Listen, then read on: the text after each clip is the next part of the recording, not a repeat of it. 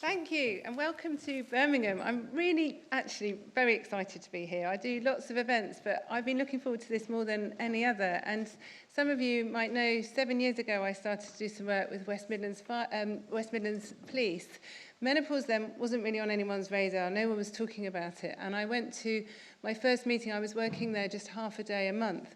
And I went to the first session and I signed in at the office and they went, menopause? What? I said, yes, I've come to talk about menopause. I signed in. There were 3 police officers in the room, all looking as miserable as anything, all really struggling. And I said, I can't talk about your policies or your procedures, but all I can do is talk to you about what the menopause is, what treatment's available. And one by one, they were like, oh my goodness, light bulb moment. And over the year, we attracted more and more people. We won quite a few awards. There were all sorts of amazing things happening.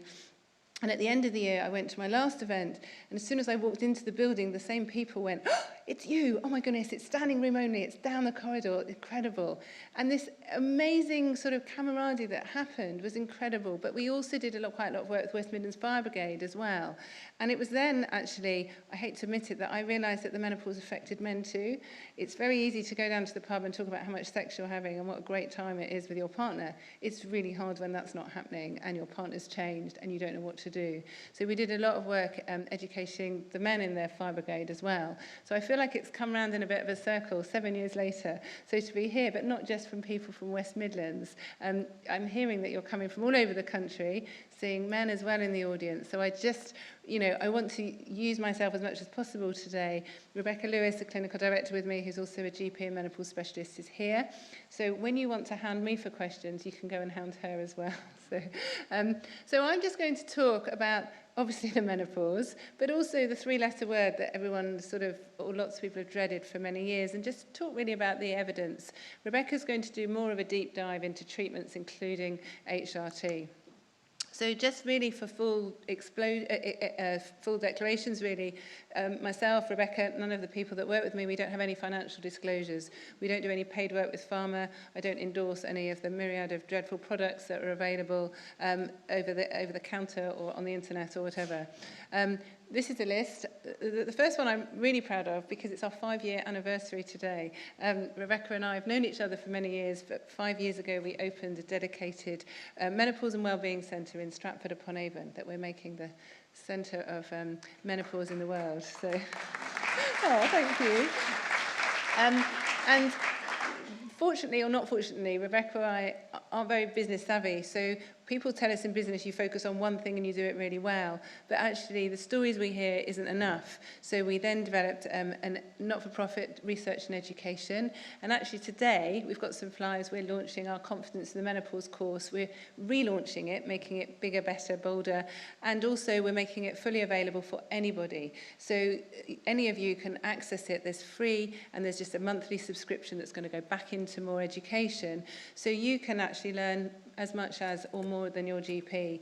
Everything's available to everybody, which is disrupting menopause care even more. But it's really important that people can be advocates for themselves. So we've got flyers with the links so you can just join. Also founded Menopause Society for Healthcare Professionals. The Balance app we launched 3 years ago now, and it's had over 1 million downloads. It's a free app and it's always going to be free. And we also founded the Menopause Charity. All of this has been done just through our own sort of pockets and hard work. We don't have any external investment with any of the work that we do. And I'm also a member of the UK Government Task Force, which sounds wonderful, but actually it's quite frustrating. My big declaration is that I take HRT. And without taking HRT, I wouldn't be standing here. I probably wouldn't be happily married. I'd be looking after my 3 children in a very chaotic way. And I wouldn't be working as a doctor because when I started to experience symptoms, I couldn't remember drug doses. I couldn't remember patients' names. I just found life really difficult, but like we've already heard, you don't always recognise it in yourself. So I took a few months to realise what was going on, despite being a menopause specialist. And then when I did realise, I couldn't get the help and treatment I needed and wanted from my own GP. So I know how hard it is actually to access what you need. So Stratford-upon-Avon, not very far away from here. It's very beautiful, but we are disrupting Stratford, this quiet little town that everyone thought was all about Shakespeare. It's slightly different now because we've opened this clinic, and it's owned by the council, and in fact we do have tourist groups that come, and our sign outside saying Menopause and Wellbeing Centre, 5 years ago people were sniggering and laughing, but now actually we sort of listen out the window and people are really like, oh, wow, this is where it is. So we feel very proud. We've made it an area of calm and tranquility, so people can actually, as soon as they come in, they start to feel as if someone's there listening and helping them, which is really important. So we set it up really because there are, well, I'd say they were, but there still are, real barriers to good perimenopause and menopause care. I'm not going to read this out, but sexism and ageism come up a lot in our work. There's a lot of medical gaslighting, there's a lot of misogyny, and it's really distressing, actually, the stories we hear from women who we see from all over the country. So we just wanted to help women. We became GPs to help people feel better. And so we've decided to open this clinic on our own, and we just wanted to help really some local people, we thought, and give a very individualised consultations. And we also see people with any hormonal difficulties, including PMS and PMDD. And really to discuss treatment options. A lot of people have just been told, no, you can't, without any explanation. So most of us are GPs, we've got nurses, pharmacists working with us as well. So we're used to being very holistic in our care. Whether we give HRT or not, we still discuss other sort of lifestyle, well-being, nutrition, and so forth. And we really wanted just 4 doctors working with us. That was our business model. And now it's just sort of gone a bit mad. So we now employ more than 100 clinicians, and we see around 4,000 women a month, not all in Stratford-upon-Avon. A lot of it is remote consultations that we do. And most of them are people that have been underserved by the NHS. They're not people that can really afford to come, and we do different sort of prices. We're trying to do a lot behind the scenes to reduce our prices more using technology, but we do actually do a discount for people who work in the fire brigade and police and teachers and NHS as well. So we decided to, technology is a great way of reaching people. I would be naive if I thought that Rebecca and I could reach 13 million menopausal women in the UK and 1.2 billion menopausal women worldwide. I work hard, but I'm not that good. So the app was really a way that people could just download information. It's on your phone. You can monitor symptoms. You can have some individualized sort of information on your fingertips, and we're constantly adding more and more information to it, and people can monitor their symptoms, and there's a community section where people can share stories as well. People regularly monitor symptoms. Some people actually do it about 28 times a day. I don't quite know what else they do with their time. And others, it's just every 2 or 3 months. But it's quite useful, and I wish I'd started using balance before I became perimenopausal. So, younger people should be on it, because once you start to get symptoms, it's a way of, it's a light bulb moment thinking, oh, okay, maybe it is. And of course, a lot of these symptoms may be nothing to do with the perimenopause or menopause, but if they're starting to come in and there's no other reason for them, then it's that sort of, let's be thinking and reflecting, thinking about our symptoms. And there's the ability to download this Balance Health Report, which basically means all the symptoms are there that you've logged. If you have periods, then they're there as well. So rather than going to your doctor and having to be answering lots of questions about what's your mood like, what's your sleep like, are you getting muscle and joint pains, are you getting headaches, it's all there. So you can literally say, these are my symptoms, these are my periods, if you're getting them, I think I'm perimenopausal or menopausal, and now I'd like to spend 9.5 minutes talking about me and my treatment options. And a lot of people find that a really useful way to segue into their healthcare professionals. So this is just a flex up to tell you how much we've helped people. So 2.5 million views in the app each week. We've been up of the day a couple of times, and we've had over 600,000 health reports downloaded. And I get more pleasure knowing that I'm helping people that I'm not making money from. It's a really great feeling. And recently we were awarded Editor's Choice by Apple, which apparently is quite hard to do, so it's good. People are watching. And these are just some of the figures. There's quite a lot, if you follow me on social media, because it's our birthday, we're putting out lots of figures that we're doing. I'm not going to read them out, but I hope you realise we're quite unstoppable. There's a lot of people wanting to stop me personally as well, especially in the media, but it's too late. I'm not going to stop. So this is quite doom and gloom, and I'm sorry for this lovely Thursday morning when the sun is trying to shine. I'm going to talk about a lady that I saw in the clinic. She's not called Laura. She doesn't look like this, but actually I've seen lots of people similar. But this is a real life story. So she came to see me when she was 58, and actually she said to me that things had started to be really difficult for her 13 years before, when she was 45. She was an accountant in a well-established law firm. She had a good job, good prospects. Everything was going well for her. And then a year before, she was really struggling. She found that her sleep wasn't very good. She was waking up a lot in the night, very anxious when she was waking, but other times as well. Her mood was low. She had reduced concentration. Her memory was dreadful, which was really affecting her at work. And she just didn't have the same self-confidence. She had that pit in the stomach feeling when she was going to work. She wasn't so vocal in meetings. She was just becoming more withdrawn generally. And she'd gone to see her GP a few times, and each time was told that she had depression because of all her low mood and anxiety symptoms. So she was given antidepressants. She said they didn't really help. They sort of numbed her symptoms, but she thought she'd better carry on because she didn't want to feel worse. She was really struggling with work, so she had quite a lot of sick notes, mostly signed off with depression, and so her employers just presumed that was what was going on. And she avoided going for a promotion that she really wanted. So she then decided to leave her job because it just wasn't possible to carry on. So she decided to work in a receptionist in a vet's, and it was an okay job, but she found it quite difficult at times. She'd always had migraines, but they were becoming a lot worse, a lot more severe, a lot more frequent. She put it down to putting a lot of her time just looking on a screen all day. And she also was finding remembering her password at work quite difficult. And some of the younger people working with her just laughed every morning when she came in because it was a bit of a standing joke. And it is quite funny at times, but it's not funny when it's you and something's happening to you. And she was really worried that she was developing dementia. Her granny had had dementia. Her mother had recently been diagnosed. She was just thought that was the way she was going. She was constantly tired and really had very little self-motivation. She also had lots of urinary symptoms, so she was needing to go to the toilet more frequently. She had recurrent urinary tract infections, so that was really impacting on her too.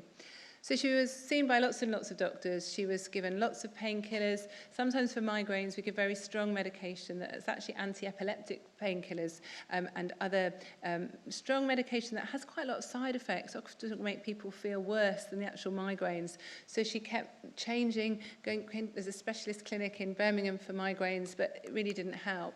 She was given lots of antibiotics for urinary tract infections. Then she developed palpitations, so went to see a cardiologist. Her stamina was really a problem, and she had so many different tests. And whenever she got the results, the consultants just said, well, they're normal. It's great. And she was like, well, it's not great, because look at me, I'm not feeling well at all. And she wasn't given a proper diagnosis. And eventually she was diagnosed with chronic fatigue syndrome. Probably now, actually, she'll be diagnosed with long COVID. So she left her receptionist job because she was finding it really difficult and went to work as a cleaner. But then she was getting a lot of muscle and joint pain. She said using the mop or the hoover was just too difficult. And she was constantly exhausted, so she didn't bother. So she stopped after 3 months. And so when I saw her, she'd had 10 years of unemployment. I wouldn't know how to calculate, but it was a lot of money that she potentially for her own income would have got, but also with, going into the taxes in the state as well, just being off sick for so long. She's also very argumentative and irritable with her husband and family. I'm sure none of you who've experienced symptoms would be argumentative with your family. I know there were times when even my husband's breathing was really annoying me. And it is a real problem, actually. One lady told me a while ago that she was cooking some spaghetti bolognese for her children, and they were just going on and on and on, and she just looked at this and threw it across the kitchen, and they all just stopped. But then actually somebody texted me a Daily Mail article yesterday, a 53-year-old who'd stabbed her husband and was going to prison, and she'd stabbed him because she didn't want the cup of tea that he made, which is funny, but it's not funny. It's really real. We're doing quite a lot of work with prisons, and it's a real problem. It's like you have this demon in your head telling you it's quite all right to be argumentative, it's quite all right to be really feisty, and it's not actually. She also, sorry to talk about sex, but I'm a doctor, I can talk about anything. She had very reduced libido, and her sexual relationship, any intimate relationship actually with her husband, she would go to bed early, she'd pretend she was asleep, she was hoping he'd carry on watching telly downstairs, so nothing happened. She said the few times she did have sex, it was incredibly painful. She said it was like having a red-hot poker shoved inside her. And I said, didn't you talk about it? She said, no, he was so desperate, I just thought it would be over soon. It's no way to have a marriage, but we hear stories like this a lot. So sadly, after 25 years of marriage, she left her husband, and she had very little contact with her 2 teenage children who went off to university because they'd had a really difficult time with her. So I told you this was a very depressing morning presentation. So she had actually thought a bit about her hormones and thought, I wonder, because when she was getting her periods when she was younger, just before her periods, she was getting very similar symptoms. So she thought, I wonder whether it is like related to my hormones. But she was often told, it's nothing to do with your hormones. Look, you're still having periods and you're not having any flushes or sweat, so it can't be. And this happens a lot. This is why I was talking about this medical gaslighting, where women aren't being listened, not being acknowledged, we don't think about it. And in medicine, we're very good at sort of trying to put people into a diagnostic box, but actually we need to think bigger. And we were always taught as medical students, it's all in the history. We need to ask the right questions, and then the diagnosis will come through. So her mother was actually flicking through a magazine and saw this article that Fiona Phillips had written, and said, this doctor seems to know what she's talking about. I'm just going to pay for you to go and see her. It's your last chance, but you can't carry on like this. I'm really worried about you. She'd looked at some of these leaflets. We've got all these posters that any of you can have around the workplace, just making people think that the menopause is more than hot flushes and sweats. Really important. So obviously, you know what her diagnosis is. I wouldn't be here talking about the menopause if she had a different diagnosis. But you can see often in medicine, if you go and see a cardiologist who only thinks about palpitations and heart problems, might not be thinking what else is going on. And this is what's happening with so many people. But if we think about the menopause, if you break down the word menopause, so it doesn't mean men go, stop, get away from me. Actually, the meno bit is the menstrual cycle, so our periods, and a pause is a stop. But actually, you have to officially not have a period for a year. There's nothing else in medicine that I can see someone and go, no, no, no, come back in a year's time and I'll tell you what's wrong with you. It doesn't work like that. But actually, some people then talk about it, well, it's the end of our reproductive age. Well, there are some women with early menopause or POI, premature ovarian insufficiency, who are still fertile. So we can't be defined, I feel very strongly as a woman, whether we have a period or not, or whether we can reproduce or not. As a 53-year-old woman who's had a hysterectomy, well, I'm never going to have periods, and hopefully, well, I can't have children, can I? So I want to be defined a bit more than that. So we need to think about what is the menopause. Well, it's very simplistic, really. It's when our ovaries run out of eggs. Often it's because we get older, and actually now we live a lot longer than we used to 100 years ago. But it's also if our ovaries aren't there, so if they're removed in an operation, if they're damaged by some drugs or radiotherapy or chemotherapy, for example, if people are young and have cancer. But it's not just about our eggs. Our eggs, when we have eggs, we have hormones associated with those eggs. And hormones are just chemical messengers that leave various parts of our body, they get into our bloodstream and go all around the body. So you've all heard of hormones such as insulin, cortisol and adrenaline, our stress hormones, serotonin, our happy hormone. Well, we've got other hormones, our sex hormones, but they're not all about sex. They just come from our sexual organs, so come from our ovaries.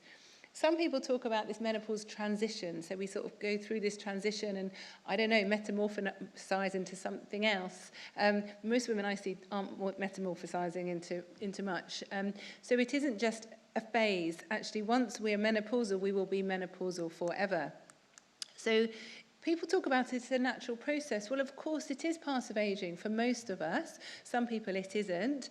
But actually, there's lots of things that are natural. So being in pain in labour, in childbirth, is natural. Having raised blood pressure as we age is natural, but we still treat it because we're treating it either because someone's distressed with the pain or because, for example, raised blood pressure has an increased risk of heart disease. So we look at beyond just this whole natural thing. So then we need to think about actually, what are these hormones doing? Do we need them in our body? And if we haven't got them in our body, there's a sort of deficiency, something that's not there. And that's what's really important for us as medics, to think about the biologically active sort of roles of hormones in our body.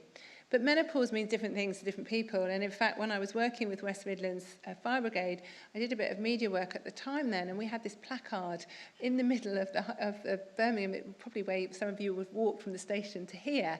And I felt like a right banana just with this placard. We had this mic and a camera, and we were asking people, what do you think the menopause is? What does it mean to you, stopping men, women, children in the street? And we've done other surveys as well since then. But these words, there's only a few, but there's hundreds of or thousands of people think different things. But if you look at different cultures and societies, you know, this lady said, invisible within my culture. It's unseen and unheard, a dirty secret. You know, people are now talking about it, but there's sometimes people in the media will say, we're sick of the menopause, we don't want to listen to it anymore. You know, women should just man up and get on with it. It's like, actually, let's think about what it is and how it's affecting people. But if you Google the menopause, this is what you see. And none of you in the room look like this. I don't look like that. I've never had a hot flash where I've needed a fan and I've had to put my hand behind my neck at work. It doesn't work like that. So if you don't know what the menopause is and you don't identify with any of these people, it can be really isolating and difficult. Through Balance, we've just got a whole series of women who've just approached us. And these lovely women are all menopausal. The woman in the bottom left actually was 14 when she was diagnosed with menopause. She had ovaries that never developed. She was a singer and her voice changed. She had all sorts of symptoms. She didn't develop properly either. And she went back and forth to doctors. And it wasn't until she was about 23 she had a diagnosis. And it wasn't until only a year ago she was given the right dose and type of HRT.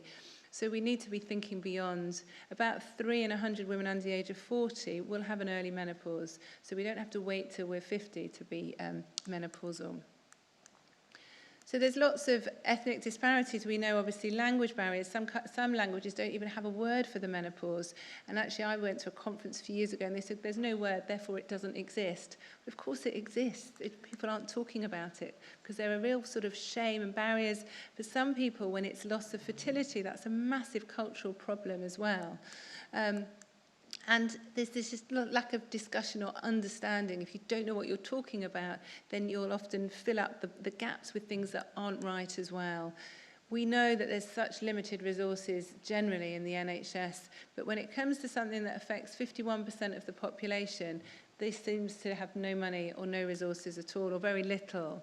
And it's just these bit different symptoms that some people from some ethnic minority groups can experience. So weight gain, visual disturbances, this sort of total body pain that a lot of Asian women will describe, and often have more mental health issues as well, and they're put down to being having depression. No one's really thinking about their hormones.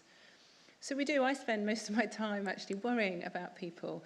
And I worry as a physician, so I'm not a gynecologist, I worry about the general health of people. I want to prevent disease. Of course I want to help people feel better, but I want to prevent disease. And I've got a pathology degree as well as a medicine degree, so I'm quite geeky and into science.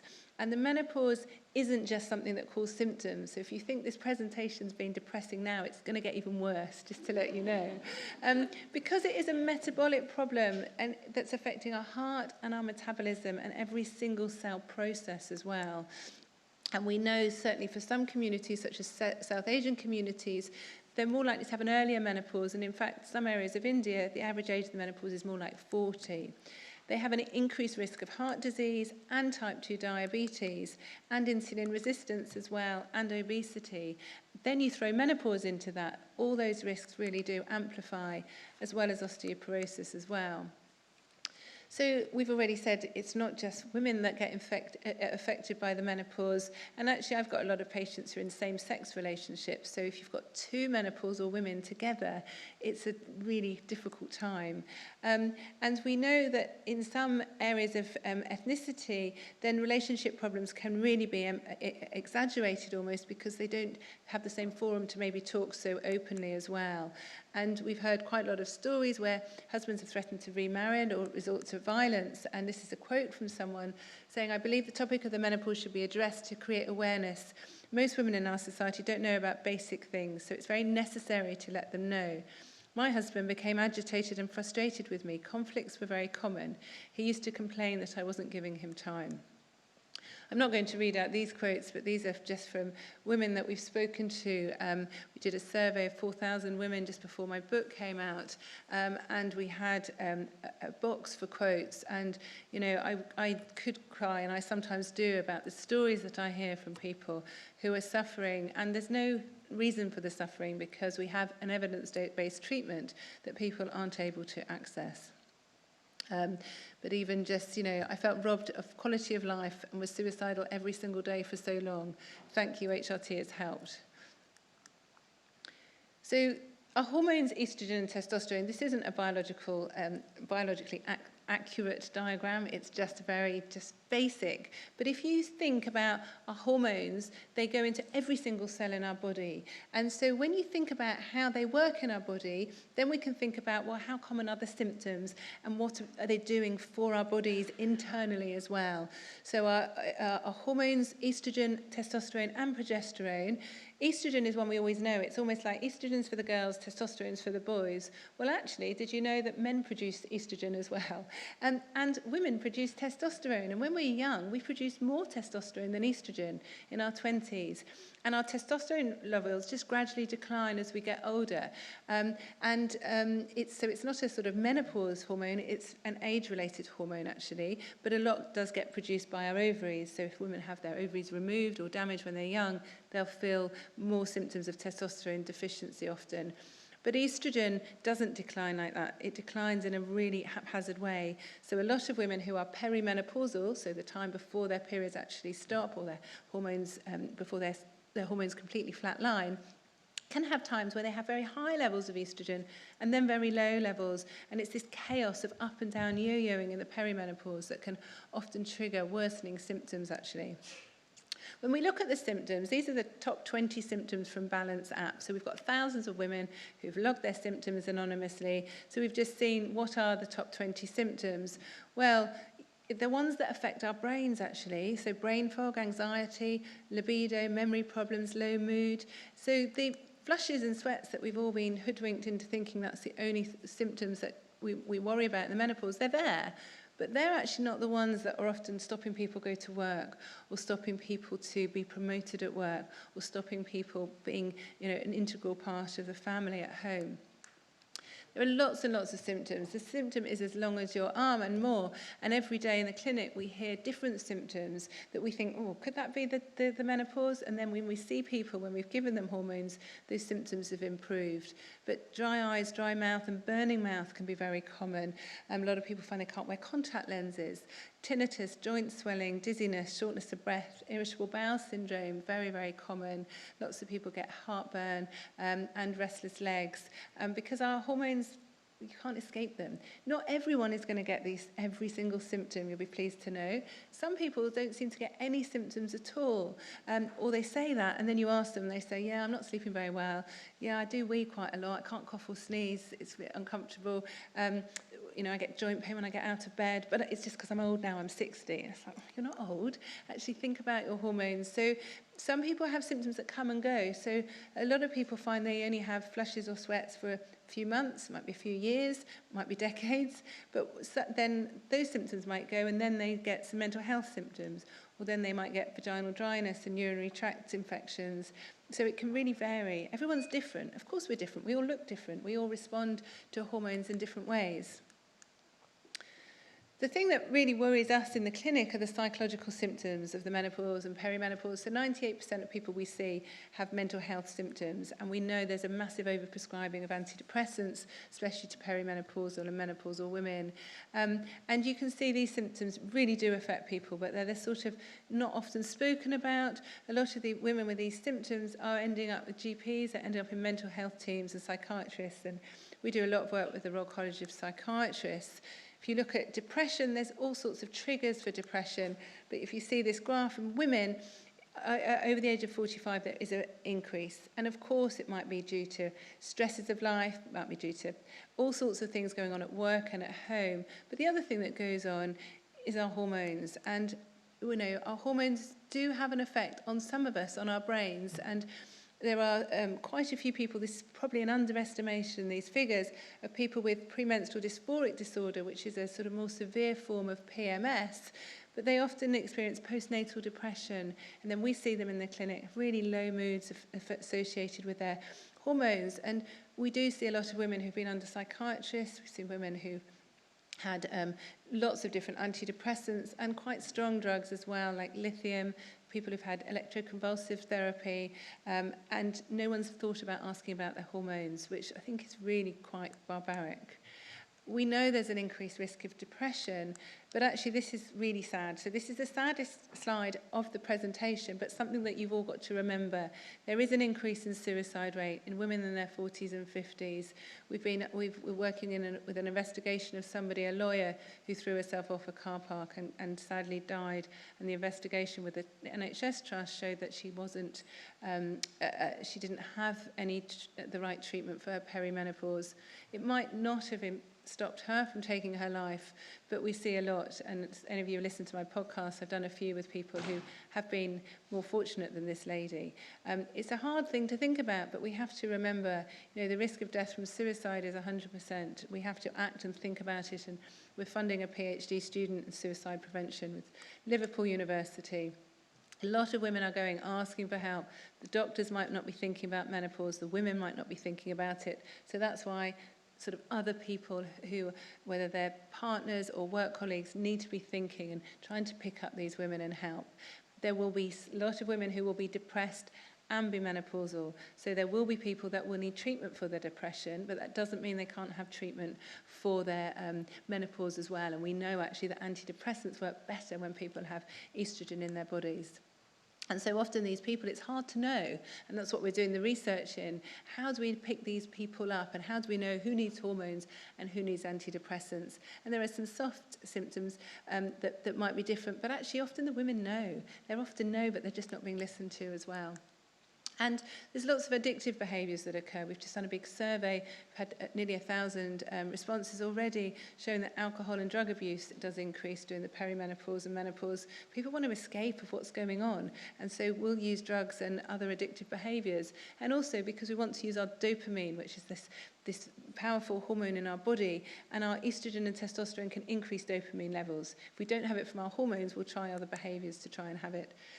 We know ADHD can increase during the menopause, and actually domestic abuse as well. Eating disorders can rear their ugly head too. So this is a brain. It's not my brain, but it's a brain. If you sort of cut in half and have a look, and you'll see the dots that come up, there's estrogen, cells that respond to estrogen and cells that respond to testosterone. It's a very basic picture, but if you look, these are areas of our brain that help the way that we function, we remember things, our personality as well.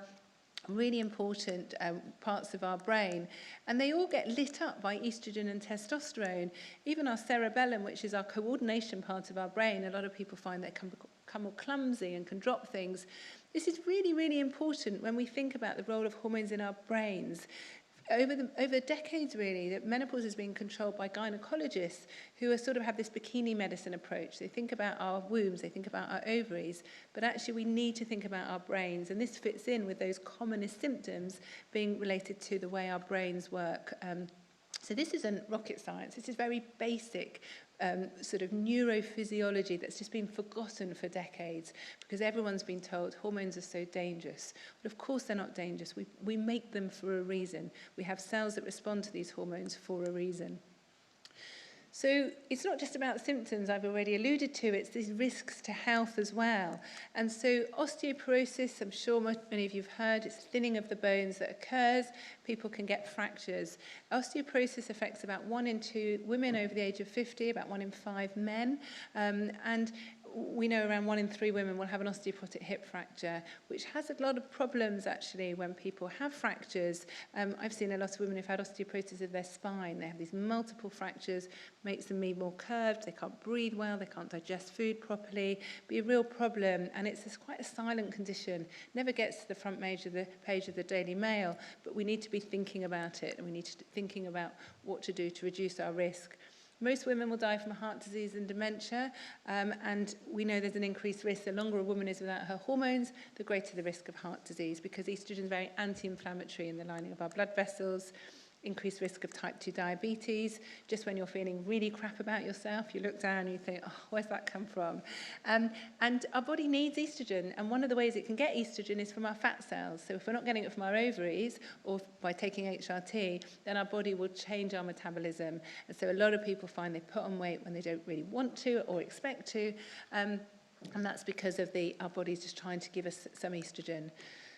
Increased risk of dementia the longer women are without HRT, and also depression, as I've said. It's all very well talking about it. How the hell do we diagnose it, and what do we do about it? Well, there isn't a test. There's lots of things you can buy over the internet or from chemists. They're not accurate at all, because our hormones will yo-yo in the perimenopause, and then when we're menopausal, of course our hormones will be low. We don't need a test to tell us they're low, and actually a low test doesn't mean it's causing all the symptoms. So having lots of information is really, really important, and I've been a medical writer for over 20 years, and I've been using those skills to write a lot of booklets, a lot of articles. The book that came out a few months ago is my 3rd book about perimenopause and menopause. Do a podcast every week as well, just really so that people can understand more about what's going on in their bodies. We've already mentioned the Balanced Health Report, which can be really useful. But this is where the talk will get a bit more positive and not quite so depressing, because there is treatment available. It's all very well saying all this, which is what we've been told for many years, but there is treatment. The most important thing is actually just talking about it. So, you know, you guys coming today is just phenomenal, because hopefully you will learn things that you won't just keep to yourselves, you will share with others. I've just done a podcast recorded with my 12-year-old daughter, and she knows more about menopause than many colleagues and many other people, but that conversation is so important, but not to the extent that it's normalized, that we all go, oh yeah, she's menopausal, oh yeah, she will be like that, she's menopausal. Actually, if she's like that, why aren't we offering her treatment? Why isn't she getting the best treatment that's going to invest in her future health for the next 30, 40, 50 years, however long she's going to live? So that's really important, but healthcare professionals, it's really crucial, the stories we hear. And there's some very, very good healthcare professionals, but sadly there's quite a few that don't want to engage in the menopause. They see it just as a lifestyle problem. So we need to make people understand exactly what it is, and really understand not just the symptoms but the health risks as well. And we need to think about the missing hormones. For 20 years plus, we've been told how dangerous HRT is, and Rebecca's going to talk more about HRT, but we need to spin it on its head and think, what are the risks of not taking HRT? What were the risks of that woman at the beginning not taking HRT? There were huge risks to her, and we see a lot of women who have been diagnosed with osteoporosis, with clinical depression, with raised cholesterol, with raised blood pressure. They're on all sorts of medication. If they'd started HRT earlier, then that wouldn't have happened. So we need to sort of spin it on its head, really. And of course, there's no point me taking HRT and having a McDonald's every morning for breakfast and drinking whiskey every evening and smoking 20 a day, which I don't, you'll be pleased to know. But we still need to think about our nutrition and everything else, but it's often easier when we've got our hormones on board. There's loads of treatments available. I couldn't fit them all on one slide, and every day there seems to be more and more, and every day I get asked to be a face behind, a name behind, a quote behind some of this absolute rubbish.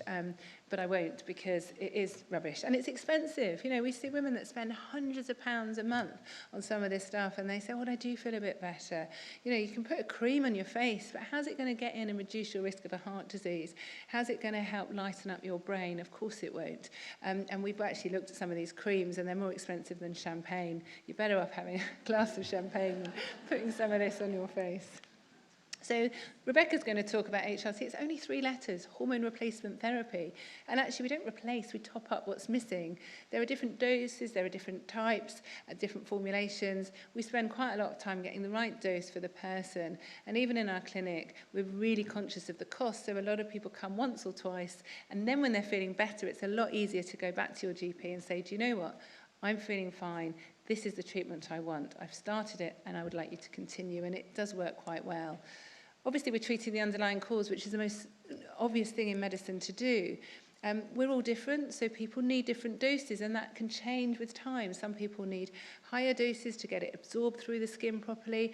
Some people need lower doses as they get older. This wave that occurs with the peaks and troughs, they often can reduce. Also, the skin changes as they become treated, so the absorption might change. So, you know, there is a bit of fine-tuning, the same with other drugs that we give for other conditions, such as raised blood pressure.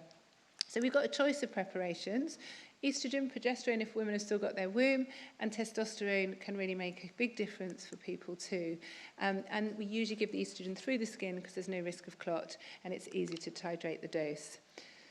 I'm not going to read these out, but these are some other doom and gloom comments. I've got a notebook, and when I started my clinic on my own 7 years ago, I used to come home and write these quotes because I'd never heard sentences like this from people. I'd never allowed any of my patients as a GP to feel like this. I've stopped doing it now because the book is full and, you know, the stories keep coming. But actually, I have got another part of the book which is happier, from people that just saying how their lives come back. And you might think this is an advertorial for HRT. Well, I suppose it is really, because it's an evidence-based treatment that we've known for decades can really help improve symptoms. And I was reading an article from 1941 talking about how menopause is affecting women, causing a lot of anxiety. We should be treating women. You know, it's now 2023, and the minority of menopausal women are being offered or take HRT. This is an NHS workforce survey that we did. We only let it run for a week because I got told off by NHS England for doing it, so I had to take it down. But we had a good representation, and it echoes other research that we've done. We did quite a lot of work, like I say, with West Midlands Police, very similar. So about 10% of women will give up their jobs because of the anxiety, the memory loss, the fatigue. The top right one, I think, is really sad here. Over a third of women, 37%, consider reducing their hours, but they weren't financially able to do so. You know, 40% of NHS employees are menopausal women. I don't want people treating me or my family who really want to give up their job, because actually it shows that they're not at the top of their game, they're not doing what's needed. And nearly half have considered giving up their jobs. Really difficult, and these will be the same. I'm sure you all work with people who aren't at the top of their game, they're not working. And yes, I talk a lot with the government about flexible working, reducing hours. Actually, as a menopausal woman, I don't want to reduce my hours. I don't want to sit home and watch telly in the day. I want to be working hard, and I want to bring in an income to my family as well. So it's just scandalous, actually. We've got these figures, but people aren't being given the right treatment. We've got lots of information on the Balance app. And actually, even the Balance, this is this sort of hands-off technology approach that we can give, that a lot of women are saying, you know, 71% have started HRT treatment, as opposed to 18% or less, actually, in areas of deprivation in the UK. But also the mental health and physical health have improved as well. Really important figures for us to know. Just finally, going back to Laura, because I'm sure you've been spending the last half hour worrying about Laura, I gave her HRT, of course I did, because she was 54. She had hormonal deficiency. I said to her, like I do to all my patients, I have no idea how many of your symptoms are due to the menopause, but I do know there are health risks of not having HRT, so I'll optimize your hormones and then we'll see what's left. So I gave her bog standard HRT, which she could have got from any of the doctors in the NHS before, and her symptoms improved. And it is transformational medicine. It really can make a huge difference for people. And then she applied for a new job and she was successful, and her life has completely changed. These are quotes that we hear all the time. You know, she's enjoying life again and feeling happy. That's actually really good, isn't it? I don't see why women can't feel happy. I no longer have joint pains, sleep all night. I've not felt this good for many years. I've now stopped taking so many other medications. I think this is really important as well, that we see a lot. We can de-prescribe for a lot of people. And I'm enjoying life again, thank you. So just another quote from the app, and we need to think we're all here because we work. Really important to think about workplace as well. So I know that's a lot of information. I've probably shocked you or surprised you, or maybe there's been a few light bulb moments, but I hope it's been useful for you today. So, and thanks again for coming.